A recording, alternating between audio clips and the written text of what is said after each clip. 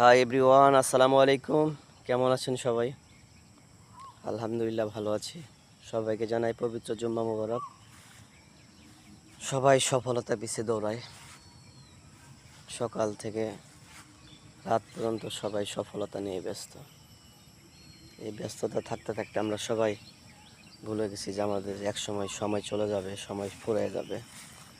আমাদের যেতে হবে, অবশ্যই আল্লাহ ডাকে সাড়া দিতে হবে, এই চিন্তা কেউ করে না।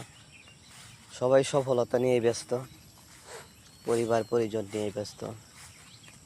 এই ব্যস্ততার মাঝে একটু সময় ফারাক করে অবশ্যই আল্লাহ পাকের নির্দেশ, হুকুম, আহকাম সব কিছু মেনে চলতে হবে, এটাই বাস্তবতা। কেউ যদি মনে করে যে না, সফলতা জীবনে সবচেয়ে বড় সুখ, তাহলে ভুল। সফলতা জীবনে কখনো সুখ এনে দিতে পারে না। সুখ তো সেই জায়গায়, অল্প উপার্জন করব, অল্প খাবো, পরিবার নিয়ে ভালো থাকবো, এটাই বাস্তবতা। পরিবার নিয়ে যারা সুখী, যারা সব সময় অল্পতেই সন্তুষ্ট, প্রকৃতপক্ষে তারাই সুখী।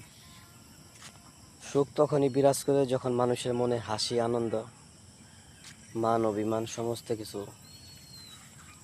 ভাগাভাগি করে নিয়ে পরিবার সুন্দর ও সচ্ছলভাবে চলে, প্রকৃতপক্ষে তারাই সুখী। আমরা আসলে সুখের পিছে দৌড়াইতেছি, আসলে মূলত আমরা সুখী না। এই সুখ পরিপূর্ণ তখনই হবে যখন সে মানসিকভাবে প্রশান্তি লাভ করবে।